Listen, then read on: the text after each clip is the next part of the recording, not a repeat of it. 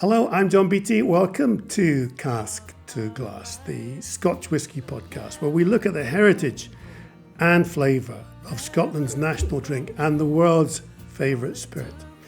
In this episode, and these are turbulent times for whisky in the global market, in this episode, I'm talking to Graeme Littlejohn from the Scotch Whisky Association.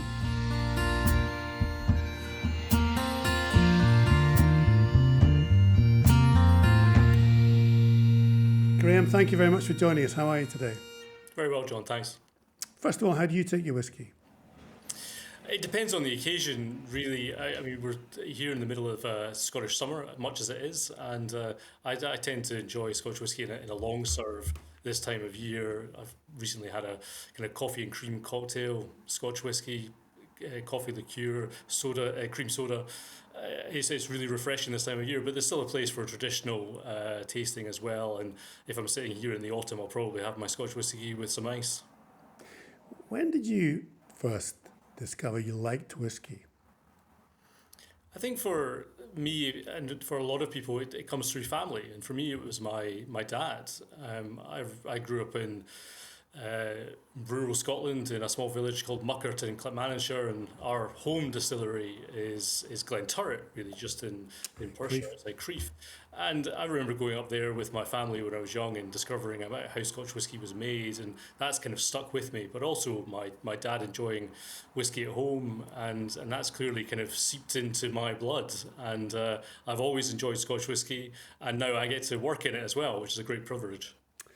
We're obviously talking to you partly because we want to, but it's a weird world out there in 100 different ways, not just the whisky world. Just politics is weird, international conflict's weird, and we have this product, this global product in the middle of it. We'll get into it in more depth, but how would you assess the whisky world just now? It's a really challenging time in Scotch whisky at the moment, and I guess we would call it a kind of inflection point for the industry. You've mentioned some of the challenges we're going through. We'll get into that. The geopolitics, slowdown of trading conditions. We've got to gear up for the environmental challenge that we have. So a lot of investment has to go into that. Consumers are trying different world whiskies, and Scotch whisky is under a lot of pressure in the global marketplace. But we take a long-term view in the Scotch whisky industry. We always have done. There's a great deal of resilience built into the Scotch whisky industry. So we can't just focus on the challenges of today and tomorrow. We're looking at the industry in 5, 10, 15, 20 years' time, and we're trying to set the conditions right. So our member companies, producers of Scotch whisky, blenders, bottlers, will have a market domestically and globally in the years ahead. Do you know, it's funny, I was contemplating buying a new bicycle today, and part of the discussion that a well-known cycling channel had was that cycling's become too expensive. You know, there are really some pretty high-end bikes. You know, a bicycle that back in the day you'd expect to spend 300 quid on a bike, people are spending 5-10 grand on a bike. And I wondered, just before I turned it to you, if there were parallels in whisky in that. Has whisky maybe got a wee bit too complicated, a little bit too expensive?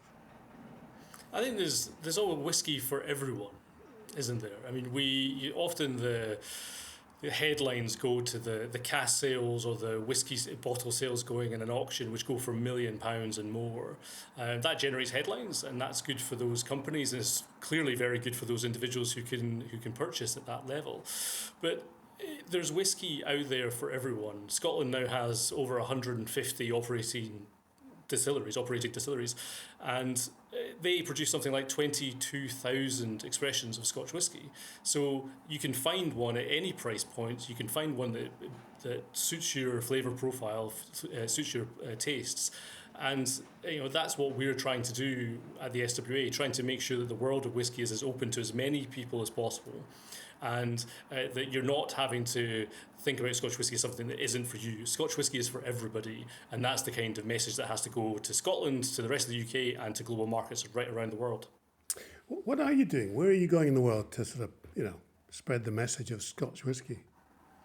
So there's everywhere. Last year, the Scotch whisky industry exported to 168 markets. That fluctuates. It can be as high as 180, and in recent years it's been as low as 150 something.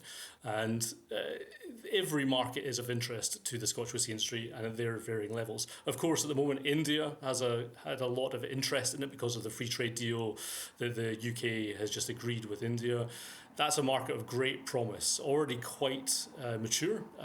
Lots of consumers in the Indian market are well educated in Scotch whisky, but Scotch whisky is still only 3% of that market. That's a huge global market, and we want to tap more into those consumers who want more expressions of Scotch whisky, which they're currently unable to get because of the 150% tariff on Scotch whisky, which is going to come down to 75% and then down to 40%.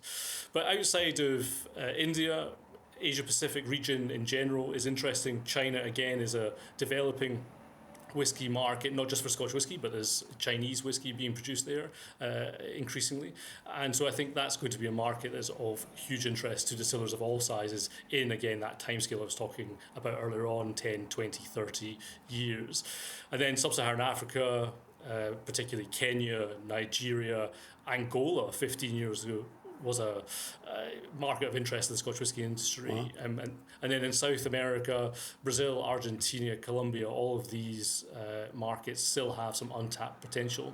So the Scotch whisky industry has that advantage of being truly global and being able to hedge to a certain extent some of these challenges that we have in the short term. The markets will ebb and flow, as we've seen in recent years, but hopefully the general curve is on the upwards, so that producers, the new producers you've been speaking to in recent weeks on the podcast, like Alistair Day and Rassie or Drew at Lindores, they will have these big markets in the future and be able to join the big boys who are exporting all around the world at the moment. So when you talk about, you brought this up a couple of times now, Graeme, this is, there's a kind of 15, 20, 25-year plan. Well, that's the vision. What do you think the vision is for Scottish export, Scotch whisky, in that time frame? What's the ambition? Where's the scale? I mean, put simply, the vision over the next couple of decades is that Scotch whisky is produced more sustainably, continues to be traded globally and protected globally, and is enjoyed responsibly by consumers around the world. That's it in a nutshell. Now, that sounds really simple, and it's obviously more complex than that, but what the Scotch Whisky Association exists to do is to break down trade barriers for whisky producers today and those whisky producers who are yet to enter the market. So they have markets all over the world of varying sizes that they can enter into at the as easiest possible way they can. And we're going to have to do that because of our climate change targets and because of the climate crisis. We're going to have to produce that whisky in a more sustainable way than we have done in the last 150 years. So that's talking about things like decarbonisation, what do we do with peat, what do we do with packaging, and all of these things that are going to be a challenge over the next couple of years, next couple of decades. And then people enjoying Scotch whisky responsibly, making sure that they understand that moderation is a choice, that Scotch whisky can be enjoyed responsibly and should always be enjoyed responsibly. And that's important not just for the UK market, but for markets around the world, so that consumers are entering this market, they're enjoying Scotch whisky knowing that the industry takes responsibility seriously and that we give them the tools in order to make responsible choices. Do you think, on the podcast, we've had some people saying, look, we've just produced too much whiskey. That there's almost, have there been too many distilleries? Is there a whiskey lake? Well, this is the constant balancing act of the Scotch whisky industry, isn't it? This is a conversation that you and I could have been having 50 years ago or 30 years ago or 10 years ago. Is there too much Scotch whisky for the global marketplace? There are very few industries that you have to decide what your market is going to be like in a decade's time or 2 decades' time today, as you bring the cereal into your distillery, you're fermenting it, you're distilling it, and you're sticking it into a cask in a few days' time, and then you're really hoping that the market is there for that whiskey that you've just produced in the last few days in 10, 20 years' time. Now, that's not a science, that's an art, and you don't always get it right. But if you look at these markets that I've just been talking about, India, Brazil, China, huge markets of the future, if we get the market conditions right for these markets, then we're going to have to increase production even more than we have right now. That's a big if, because these are big markets and it's very complex. But whiskey producers are always having to look at this balancing act of what their consumers are demanding in terms of expressions, in terms of innovations in the marketplace, and then what those markets are going to look like in 10, 20 years' time. So is there too much whiskey at the moment? It depends on various factors. We may need more whiskey in the future if we get India right, and China right, and Brazil right, and all of those other markets which are waiting for more Scotch whisky in future years. We'll get back to that episode in a second, but the best free way you can support the podcast is just hit the thumbs up button on this video and subscribe so you get new episodes every week. It also helps lots more people find the podcast. So thank you. Ah, right. That's really interesting. So that's basically saying, well, some people might say they've produced too much, but if we crack the market, there's maybe not enough, because if there's 1.4 billion people in India, likewise in China, you know, compared to the US market, which is 360 million people, isn't it? And I think that was that the biggest by volume, and India is now the biggest by value. Is that right in terms of whiskey exports? So Other way around. India, biggest by volume, recently overtaken France as the biggest volume market, and the US has been the largest value market by quite some way for about 20 years now. It has been the only £1 billion Scotch whisky market in recent years, and last year was just short of £1 billion, 970 odd million pounds. But these markets that I'm talking about, you know, India, for example, I said about 3% of market share at the moment. 3% of India right now is £200 million a year. So we move that to 6% of the market, it's £400 million a year, and suddenly doesn't look like you've got too much whiskey. Now, again, this is complicated, and there's a lot of different steps to get there. Me saying it out loud isn't going to make it happen. But that's where the industry is looking. It's these new markets of the future, not so much the developed markets. The US is still hugely important and under a lot of pressure at the moment because of factors we may come on to. The EU is a very developed market and has had challenges in the last 5 years because of Brexit and all the problems of exporting to a huge block of consumers. But then outside of those developed markets, there are other opportunities around the world, and Sub-Saharan Africa, South America, Asia Pacific, as well as protecting those developed markets. We really want to get into those markets of future opportunity.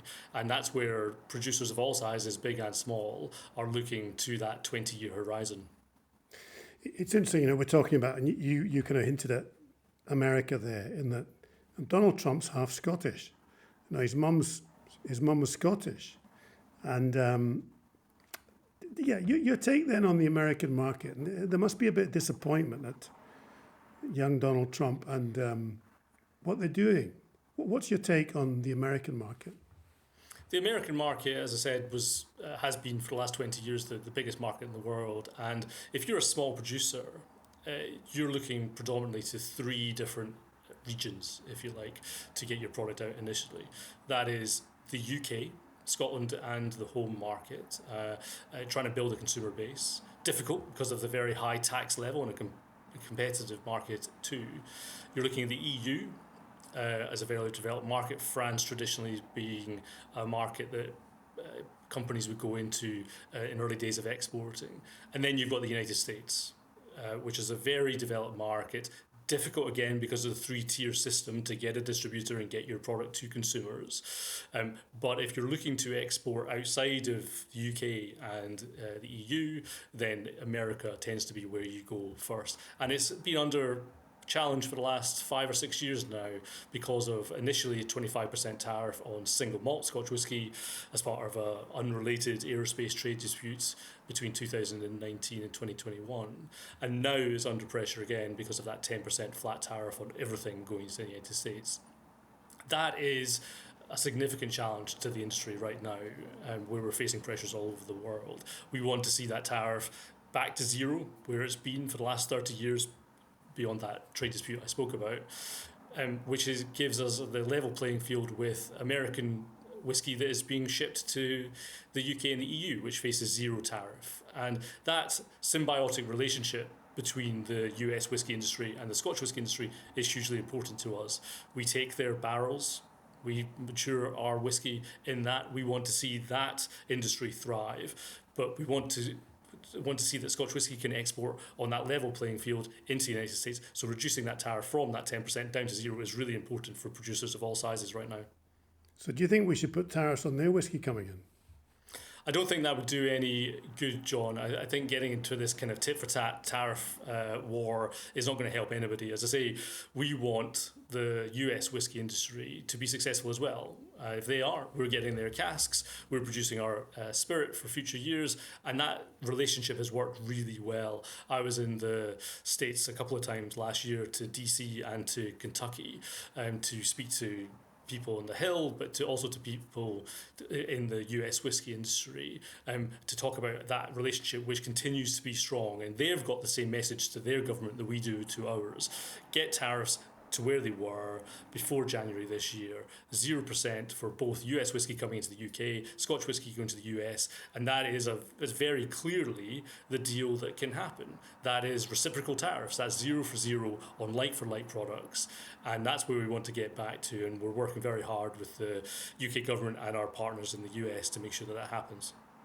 What are you doing? I mean, I'm just curious as to how you make that happen, because it's not personality politics, but it's certainly an economic theory that's driving the American end. There's a theory, isn't there, that if they stick on tariffs, they become wealthy. Who are you lobbying, and who are they lobbying? It's obviously challenging. It's not going to just happen overnight, but we want to make sure it comes back to zero as soon as possible. So the UK government has been engaged in those negotiations with the United States over other critical sectors like cars, like steel and aluminium. We are a critical industry for Scotland and for the UK. We are strategically important. There's 25% of UK food and drink exports are Scotch whisky. We support nearly 70,000 jobs across the UK. We provide over £7 billion of economic contribution to the UK economy each year. So a lot of that flows from our trade with the United States.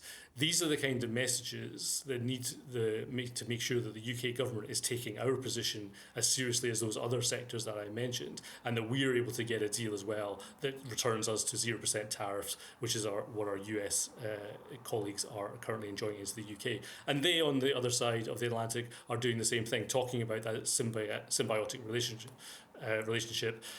And the need for our industries to work together in a number of ways, not least on things like sustainability and skills and cash trade. And will those messages work?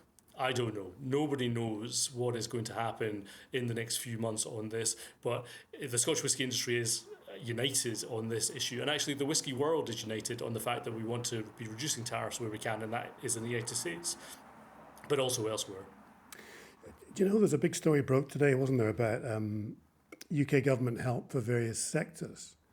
So it's to try to reduce energy bills, but it's also to reduce costs in general. There's money going to be pumped into various sectors. I think they are service sector, hospitality's missing out, innovative manufacturing, 4 or 5 different sectors in the UK economic plan. I mean, I presume you didn't get a share of that, did you? Do you think people understand how much tax is in a bottle of whiskey, how much whiskey does for the economy, and maybe you would think you need more support from the UK government? I mean, the document you're talking about is the UK's industrial strategy, which has been published this morning. We fed into that during the consultation phase. You'll forgive me, John, I haven't read the entire thing at this point as we're speaking at lunchtime today. But we hope that certainly some of the things that we put in during our consultation submission are listened to by the UK government. Now, I'll come back to tax in a second, because I could talk about tax for days, to be honest. But a couple of the other things that we've said that we need to be a successful industry across the UK are support on decarbonisation. So that's things like grid connectivity and connections for a very energy intensive sector like Scotch whisky, and also infrastructure. That's not always directly in control of the UK government. That's a devolved issue to the Scottish government, of course. But we need to see routes like the A9, A96, A95, Scotch whisky movements on rail, all of these being improved and sped up so that we can continue to put that investment back into the Scottish and UK economy. Now, on tax, I don't think there's necessarily the understanding of just how high the tax burden is on Scotch whisky in the UK. It is the highest in the G7 developed economies. 75% of an average price bottle of Scotch whisky is taken by the Treasury in duty and VAT.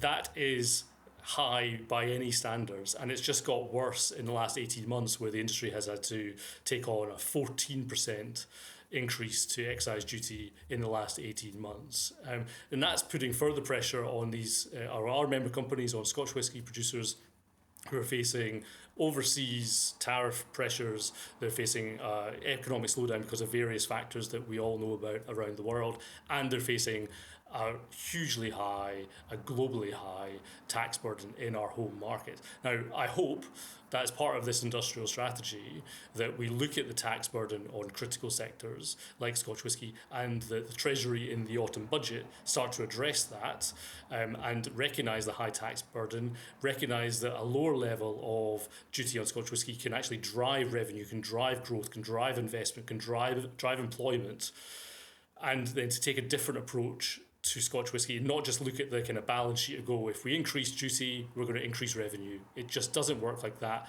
And we have put in significant evidence to the Treasury to say, if you've cut duty before, as you did in 2015, when you cut duty by 2%, you increase your revenue by 4% the year after. It's that kind of relationship we want to have with our home government, where they're supporting us through tax and other means, and therefore we're able to support the home economy, which clearly needs support at this point to get growth embedded into the economy, so that drives tax revenue at the same time. It's the Irish corporation tax argument, isn't it? The other side to it, though, is some people will say, well, look, some of these whisky companies make millions. Some of the big Scottish whisky companies do actually make a lot of money. Well, companies are there to employ people, they're there to invest in their companies, and they're there, yes, to make a profit. That's not a bad thing. But if you talk to some of these companies, both large and small, they are struggling at the moment. And you've seen in recent weeks, you've seen announcements in the Scotch whisky industry of job losses, of investments being paused, and of the business being in a slowdown. That's something we want to see as shortened as possible. We want to be employing people. We want to be investing in things like sustainability and future growth. And we want to be adding to the bottom line, which actually drives tax revenue. Companies have to be successful in order to drive government revenue. That's where we want to be. And at the moment, the UK government and the Scottish government have to help us bridge that gap in the short-term, mid-term challenge which the industry is facing, so we can get to the long-term growth opportunities, which do include things like the India Free Trade Agreement, but that is not going to come onto stream for the next 15 or 20 years. Bridging that gap, supporting the industry right now, is critical to making sure we have those opportunities in the future decades to come. So what are you calling for? We've got the autumn budget coming up. It won't surprise you. We'll be asking for further support from the UK government in the tax rates. Now, exactly what that looks like, we'll need to look at that over the course of the summer, and we'll come back to the Treasury with an actual ask in the early autumn. But 14% increase in tax in 18 months is a whack of tax. We need to stop the rot there and do no further harm to the industry, as we've seen in the last couple of years. But then there's things beyond that where we want to see tariffs come down around the world. We've just seen tariffs go up to 10% in China from 5%. We want to see that come back down to 5%. As soon as possible, and that's something the UK government can engage in. I've spoken about the US. We want that to get to zero, back to zero as soon as possible.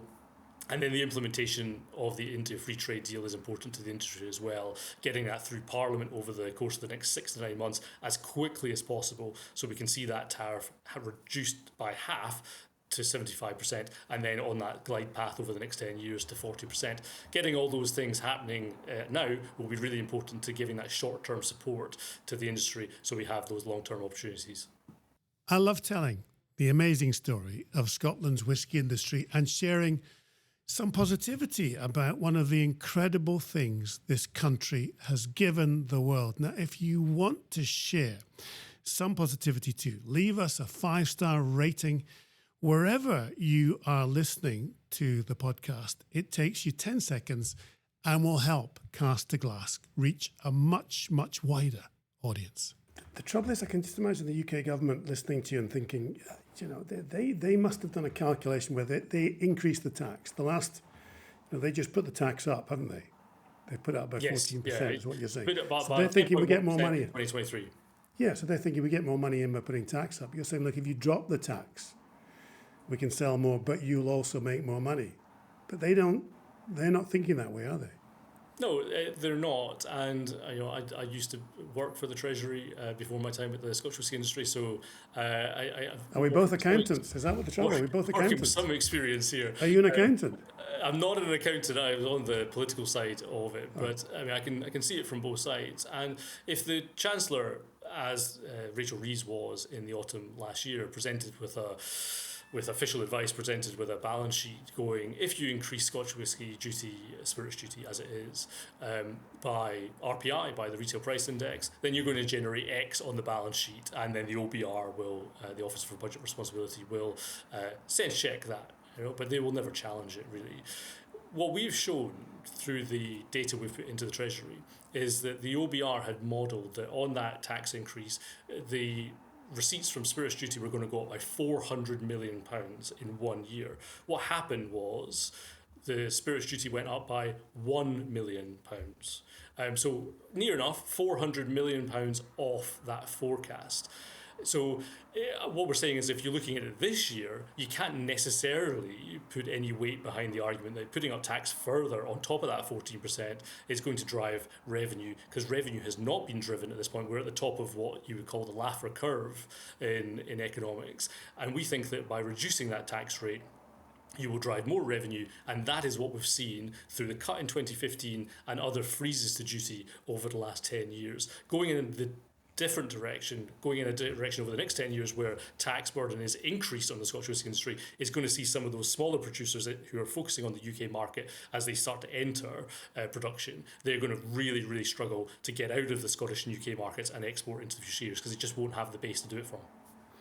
I'm fascinated by this, Graeme. So what you're saying is that the argument that was put to the UK government about increasing the tax rates would increase revenues been proven to have been wrong. And actually, you're going to try to say to them, well, here's a calculation we've got that we fundamentally believe, which is if you reduce tax, you'll generate more income. In fact, if you keep the taxes where they are, then a few small distilleries might be in trouble. Yeah, absolutely, and you've seen that in recent weeks.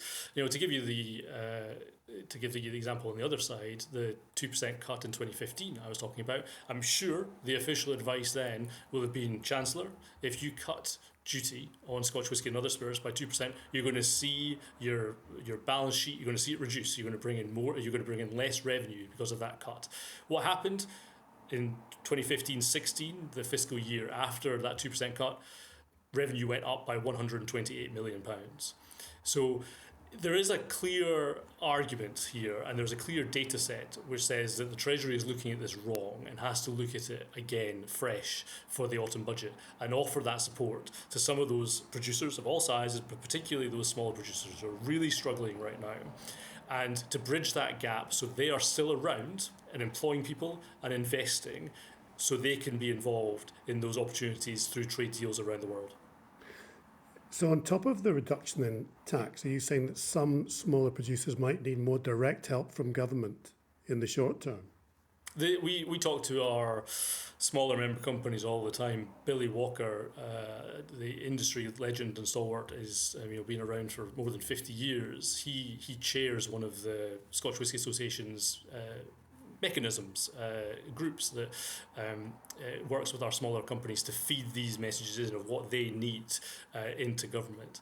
And what they're telling us, yes, tax is a very high burden on them at the moment, but there's other things that government can do. There's business rates in Scotland in particular, which is very challenging for them, and they need them to be reevaluated. There's all of the kind of growth and the opportunity that come from fixing infrastructure in Scotland in particular and making that more efficient. Now, these are long-term challenges, but the industry is a long-term industry. So if we get that kind of certainty that we're going to work in partnership with the Scottish Government or the UK Government to really, talking about the industrial strategy earlier on, be one of those strategically important sectors for the economy, if we get that long-term certainty on things like business rates, on taxes, on infrastructure, then that will give these smaller companies much more confidence they can continue to invest and that the governments back them in to be successful at home and overseas. But it has to start at home. Quite often, Scotch whisky is seen as that huge export success, and we are. We export to 170 markets. It's 44 bottles a second last year, £5.4 billion in exports, 25% of all UK food and drink exports. That's a success. But it starts with having a competitive home environment to build from. And with taxes and with infrastructure and with other factors, we're starting to lose that competitive environment at home, and that will be a significant challenge to being successful overseas. I could talk to you for hours about this because the infrastructure includes things like, as you said, the A9, doesn't it? If anybody's been to Scotland, the A9 is the main road from the lowlands to the highlands, and I think they promised that would be dualled, but I can't remember the date. I think it was originally 2035 or something. It's not going to be. And our ferries and our wind and power and our broadband. Are you saying that we are a little bit slow in terms of getting the country connected to help something like whisky, which is because of its nature, is quite rural and quite obscure in terms of territories? Well, you've got to look at it in terms of the wider economy as well. This is not just about Scotch whisky, sure, although Scotch whisky is a huge driver of the economy. So if you improve journey times and safety and logistics and connection hubs on the A9, that's inevitably going to help Scotch whisky, which is predominantly distilled in the Highlands and Speyside region. If you sort ferries onto Islay, which has been very topical for over a year now, the ferries to Islay lots. Yeah, and this is not just about the distilleries on Islay, important though that is to me and to the SWA and to our member companies. That's about businesses and hospitality and people who live on Islay to make it a sustainable island community for the years ahead. Getting those ferries right have multiple benefits away from the Scotch whisky industry.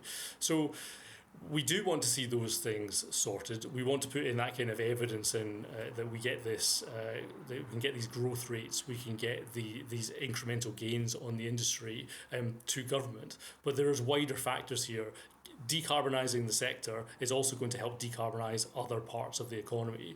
Getting our infrastructure right is also going to help other businesses and people across communities in rural and island Scotland, but also for the economy in general. And getting business rates and other taxes to a competitive level is going to help to grow revenue, grow the economy, and help to fund public services. That's the manifesto, if you like. And we've got a Scottish parliamentary elections next year. That's the pitch we'll be putting into all those hoping to stand and to form the next Scottish government. But we want to work in partnership with government, with communities around the country, because that is ultimately how the Scotch whisky industry will be successful. Graeme, it's been good to talk to you. Thank you. Half an hour's flown by. But before you go, I mean, Scotch whisky is a bit special, isn't it? Why is it special? I mean, we've gone for half an hour, John, but you've asked me a question which I could go for half an hour again, actually. And I mean, Scotch whisky is a unique blend of many different factors. History and heritage is certainly one of them. You've spoken to Drew Mackenzie Smith from Lindores, the 1494 beginning of the industry with the Exchequer rolls. You know, that's a story which any industry would kill for. They'd love that kind of heritage and provenance and understanding of how we've grown through the centuries of Scotland. But it's also about the product. I think that Scotch whisky is the best whisky in the world. You might expect me to say that, but from this country, from our country of just over 5 million people, to have the greatest concentration of distilling anywhere in the world is something we should be immensely proud of. We make 22,000 different expressions of whiskey. There's one for everyone. The people I bump into say, oh, whiskey is not quite for me. They're my favourite people, because I'll find you one and you might stick with it for the rest of your life. And then there's all the stuff in the future as well, what we're doing to decarbonise, what we're doing to make Scotch whisky more, what we're doing to make it more sustainably, and how we're introducing new consumers to it around the world. It's not just about having Scotch whisky neat. You can have it in a long drink. It can be part of a world-class cocktail.